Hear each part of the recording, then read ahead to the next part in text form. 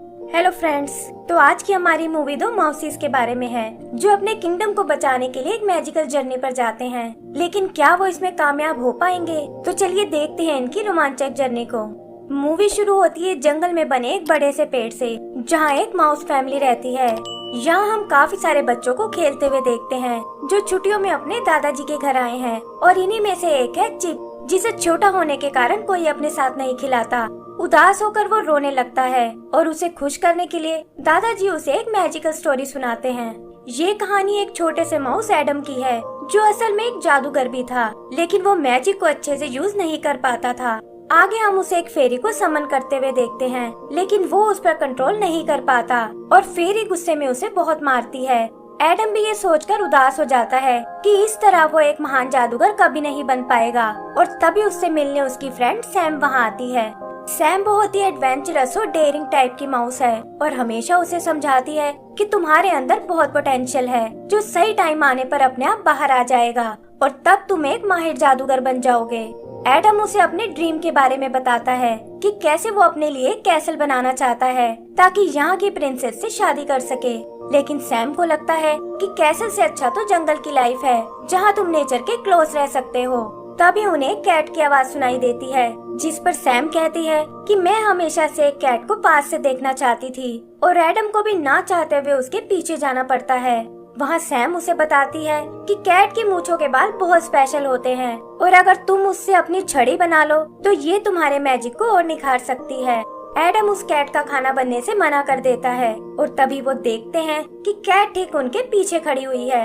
Adam डरते हुए उसकी मूंछों का एक बाल तोड़ लेता है, और उससे बचने के लिए वो दोनों एक पेड़ में छुप जाते हैं। अचानक वहाँ एक दूसरी कैट भी आ जाती है, और सैम एडम से कहती है कि तुम्हें शायद अपनी नई छड़ी यूज करनी चाहिए।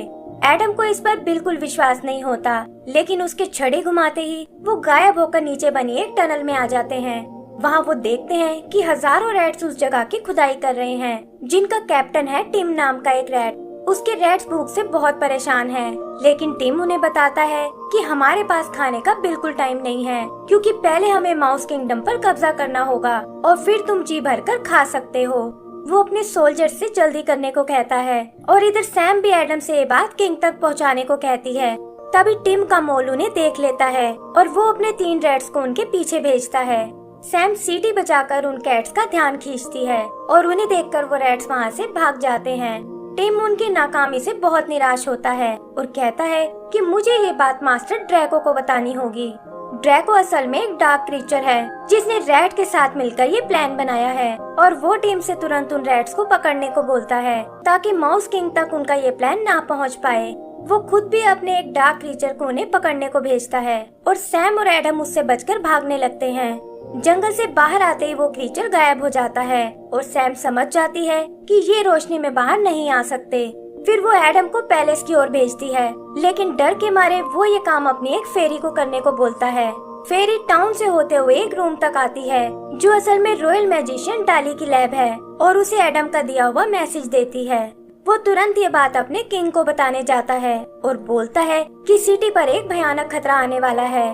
वो मैजिक से एडम को भी वहाँ ले आता है और कहता है कि आगे की बात आपको यही माउस बताएगा।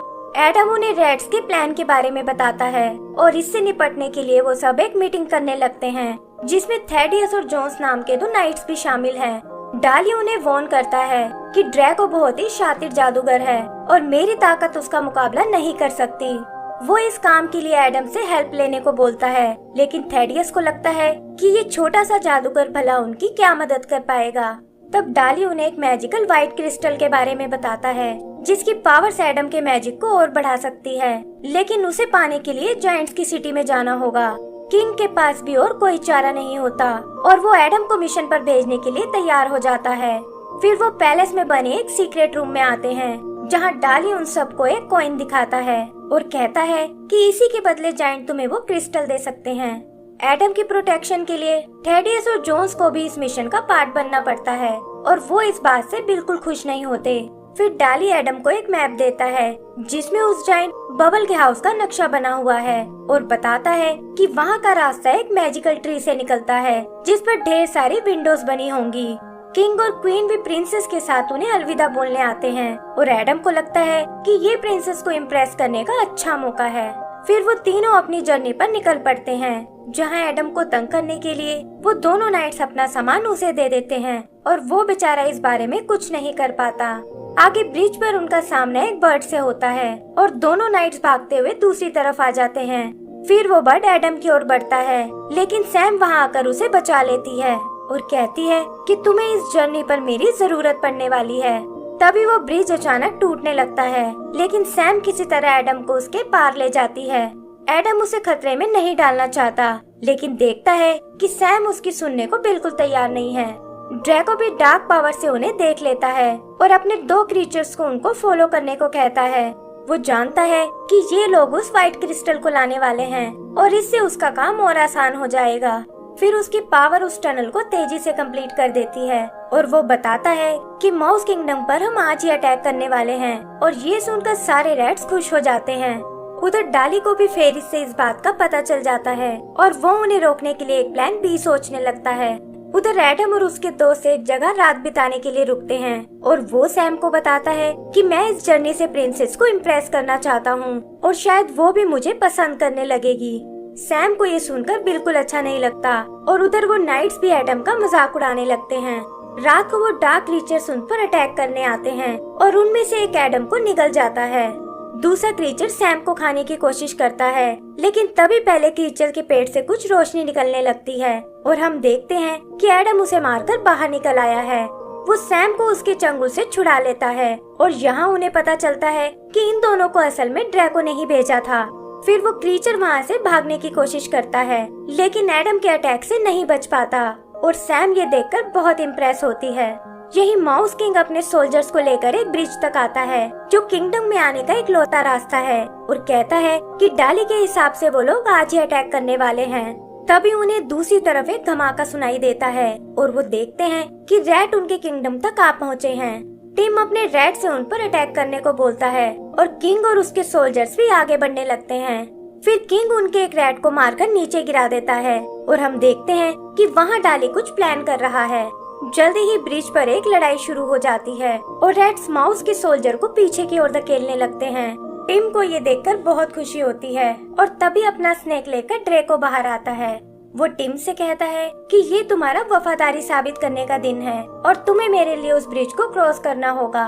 टिम को ये बात थोड़ी अजीब लगती है, लेकिन वो ड्रैको का ऑर्डर नहीं टाल पाता और अपना मोल लेकर ब्रिज की दूसरी तरफ जाने लगता है। इधर किंग अपने लोगों से कहता है कि डरने की कोई जरूरत नहीं है और ये सब हमारे प्लान के मुताबिक ही है। फिर वो जोर से डाली को आवाज लगाता है और एक वाइट रोशनी ब्रिज को घेरने लगती है। पता चलता है कि डाली अपनी फेरी से अटैक कर रहा है और वो उस ब्रिज को तोड़कर ऊपर उठाने लगती हैं। टिम किसी तरह बचता हुआ वापस पहुंच जाता है, लेकिन उनके काफी सारे रैट्स नीचे नदी में जा गिरते हैं। किंग डाली से बहुत खुश होता है और उसे लगता है कि अब रैट्स उनके किंगडम तक नहीं पहुंच पाएंगे, लेकिन डाली जानता है कि ड्रैको इतनी जल्दी हार नहीं मानने वाला। उधर टिम ड्रैको से पूछता है कि आप जानते थे कि वहाँ ट्रैप लगा हुआ है, तो फिर आपने मुझे वहाँ क्यों भेजा था? लेकिन ड्रैको उसे शांत रहने को बोलकर वहाँ से चला जाता है और सोचता है कि डाली ने अपनी चाल को ज्यादा ही जल्दी चल दी। आगे हम पैलेस के वॉच टावर को देखते हैं, जहाँ डाली किंग को बताता है कि उसके क्रिस्टल की पावर ऑलमोस्ट खत्म हो चुकी है और अब वो एडम के आने तक कुछ नहीं कर सकते। लेकिन किंग को लगता है कि किंगडम में आने का बस एक ही रास्ता था, जो अब नष्ट हो चुका है और उन्हें रैट से डरने की कोई जरूरत नहीं है। उधर एडम और उसके दोस्त एक स्टोन वैली में आते हैं और जोन्स को ऐसा महसूस होता है जैसे कोई छुपकर उन्हें देख रहा है। थेडियस को ये उसकी इमेजिनेशन लगती है और वो जोर जोर से चिल्लाकर दिखाता है कि देखो यहाँ कोई नहीं है। तभी सैम की नजर ऊपर की ओर जाती है और वहाँ बड़े बड़े पत्थर गिरने लगते हैं। एडम अपने मैजिक से जोन्स को कुचलने से बचाता है और तभी वो देखते हैं कि उनके पीछे एक रॉक मॉन्स्टर खड़ा है। रॉक मॉन्स्टर उन पर अपनी टेल से अटैक करता है और इससे एक चट्टान उन्हें थेडियस और जॉन से अलग कर देती है। वो समझ जाते हैं कि अब इस मॉन्स्टर से बचना बहुत मुश्किल है, लेकिन तभी जॉन्स उस चट्टान के 2 टुकड़े कर देता है और रॉक मॉन्स्टर भी ये देखकर वहाँ से भाग जाता है। उधर टिम ड्रैको को बताता है कि ब्रिज बनाने की तैयारी हो चुकी है और ड्रैको उसे काम जल्दी शुरू करने को कहता है। टिम अपने रैट्स को लेकर बाहर आता है और माउस गार्ड ये देखकर अपने किंग को बताने जाते हैं। किंग को रेड्स की नादानी पर बहुत हंसी आती है क्योंकि ब्रिज बनाने में उन्हें महीनों लग जाएंगे, लेकिन वो नहीं जानते थे कि ब्रिज तो बस उनका ध्यान भटकाने के लिए है और ड्रैको तो असल में अंडरग्राउंड रास्ते से आने वाला है। आगे हम एडम और उसके दोस्तों को देखते हैं जो अब एक हॉन्टेड फॉरेस्ट में आ पहुँचे हैं और उन्हें डरता देख सैम उनकी हिम्मत बढ़ाती है। फिर मैप यूज करके वो आगे बढ़ने लगते हैं, लेकिन पता चलता है कि ये रास्ता तो गोल गोल घूम रहा है। थेडियस को एडम पर बहुत गुस्सा आता है, लेकिन तभी उनकी नजर सामने खड़े उस पेड़ पर पड़ती है जिसमें ढेर सारी विंडोज बनी हुई हैं और वो समझ जाते हैं कि डाली ने उन्हें सही रास्ता बताया था। अंदर वो सभी चीजों को उड़ते हुए देखते हैं और वो भी इस एक्सपीरियंस का मजा लेने लगते हैं। तभी नीचे बना एक होल उन्हें अपने अंदर खींचने लगता है और वो उसके थ्रू एक ग्राउंड में आ जाते हैं। यहाँ उनका सामना एक फुटबॉल से होता है और वो देखते हैं कि बड़े बड़े जायंट्स भागते हुए उनकी ओर आ रहे हैं। यहाँ से निकलकर वो एक सिटी के पास आते हैं और सोचते हैं कि आखिर हम उस बबल नाम के जायंट को कैसे ढूंढेंगे। मैप की मदद से जल्दी ही वो उस घर को ढूंढ लेते हैं और देखते हैं कि इस पर भी मैप के जैसा ही एक निशान बना हुआ है। थेडियस को लगता है कि सारे घर देखने में एक ही जैसे हैं और तभी वो सुनते हैं कि एक लेडी अपने बेबी को बबल्स कहकर पुकार रही है और इसका मतलब वो सही जगह आए हैं। इधर रेड्स एक ड्रिल यूज करके पैलेस तक पहुंच जाते हैं और टीम अपने रेड्स के साथ बाहर आ जाता है।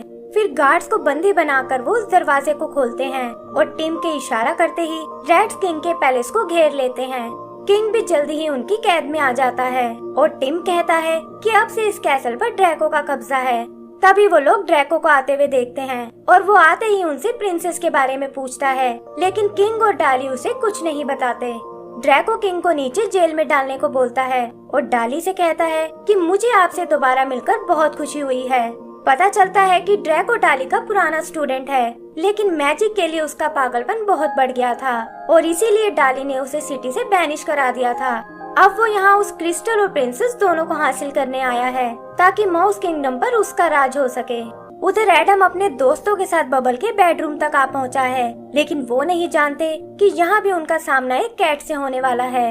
वो सब अलग अलग होकर उस क्रिस्टल को ढूंढने लगते हैं और तभी उन्हें टेबल पर एक ज्वेलरी बॉक्स दिखाई देता है। एडम और सैम उसे चेक करने जाते हैं, लेकिन देखते हैं कि वहाँ एक कैट उनका वेट कर रही है और इससे पहले कि वो उन्हें कोई नुकसान पहुँचा पाए, बबल अपनी कैट को पकड़ लेती है। बबल को लगता है कि एडम शायद कोई फेरी है जो उसके टूटे हुए दांत के बदले कॉइन देने आई है और एडम भी कुछ सोचकर उसकी हाँ में हाँ मिलाने लगता है। तब बबल कॉइन के बदले उसे अपना दांत देती है और एडम समझ जाता है कि यही वो मैजिकल व्हाइट क्रिस्टल है। फिर बबल उन्हें साइकिल से वापस ग्राउंड में ले जाती है और वो सब उसे अलविदा बोलकर वापस अपनी दुनिया में आ जाते हैं। इधर ड्रैको डाली को बताता है कि वो भी उस व्हाइट क्रिस्टल को हासिल करने गया था, लेकिन इंसान उसे पकड़कर उस पर एक्सपेरिमेंट करने लगे और इस वजह से उसने बहुत दर्द सहा है।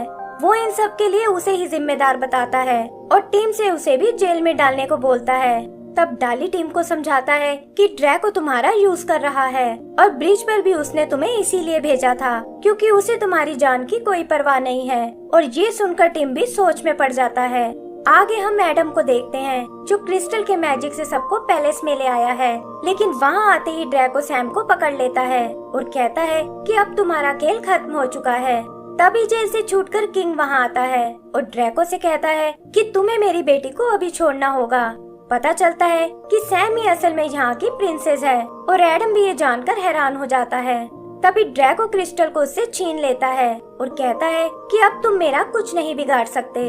वो अपने रेड से उन सबको अरेस्ट करने को बोलता है, लेकिन देखता है कि टिम ने अपनी साइड बदल ली है और अब सारे रेड्स उसके खिलाफ हो गए हैं। ये देखकर वो क्रिस्टल की डार्क पावर को एक्टिवेट करता है और सैम को लेकर वहाँ से भाग जाता है। डाली एडम से उसके पीछे जाने को कहता है, लेकिन देखता है कि वो अपनी छड़ी गुम होने से बहुत डरा हुआ है। वो उसे समझाता है कि मैजिक का छड़ी या क्रिस्टल से कोई लेना देना नहीं है और ये ताकत तो तुम्हारे दिल में बसी हुई है। इधर ड्रैको सैम को अंडरग्राउंड ले जाना चाहता है, लेकिन देखता है कि एडम वहाँ उसे रोकने आया है। वो अपने स्नेक को उस पर अटैक करने को कहता है और एडम भी उसका जवाब एक स्पेल से देता है, जिससे वो स्नेक तिलमिला उठता है। सैम उसकी कैद से आजाद हो जाती है और स्नेक छोटे साइज का होकर कुचला जाता है। ड्रैको भी फाइनली अपने आर्मर से बाहर आता है और पता चलता है कि वो तो उन्हीं की तरह एक नॉर्मल माउस है जो इंसानों के एक्सपेरिमेंट से पागल हो चुका है। फिर वो क्रिस्टल को लेकर आपस में लड़ने लगते हैं और ऐसा लगता है जैसे ड्रैको एडम पर भारी पड़ रहा है। तभी सैम उसका साथ देने आती है, जिससे वो क्रिस्टल तेजी से चमकने लगता है और ड्रैको उसकी चमक से बचते हुए एक गड्ढे में जा गिरता है। उन्हें लगता है कि शायद अब खतरा टल चुका है, लेकिन ड्रैको वापस आकर क्रिस्टल को हथिया लेता है और कहता है कि अब इस गेम को खत्म करने का टाइम आ गया है। तभी एडम को एक आइडिया आता है और वो अपने मैजिक से एक फेरी को समन करता है, जो उड़ते हुए सीधा ड्रैको के पास आ जाती है। ड्रैको उसे खुद से दूर करने की कोशिश करता है और इसी चक्कर में वो फेरी गुस्सा हो जाती है। फिर वो ड्रैको को पकड़कर उसकी खूब पिटाई करती है और उसे लेकर अंडरग्राउंड में गायब हो जाती है। तभी किंग और बाकी लोग भी वहां आ पहुंचते हैं और थेडियस भी एडम की हिम्मत की तारीफ करता है। टिम अपने रैट्स के साथ वापस जाने लगता है और कहता है कि अब से हमारे बीच कोई दुश्मनी नहीं है। फिर वो क्रिस्टल पावर से उस गड्ढे को हमेशा के लिए भर देते हैं, जिससे वहाँ एक बड़ा सा पेड़ निकल आता है और सैम एडम से कहती है कि अब से यही हमारा कैसल होगा। इसी के साथ चिप के दादाजी की स्टोरी खत्म हो जाती है और पता चलता है कि वो ही असल में एडम और सैम है। एंड सीन में हम देखते हैं कि चिप भी अपने दादाजी की तरह एक जादूगर ही है और इसी के साथ हमारी ये मूवी खत्म हो जाती है। तो दोस्तों, अगर आपको ये मूवी पसंद आई हो तो प्लीज हमें लाइक एंड सब्सक्राइब करना ना भूलें। Thank you.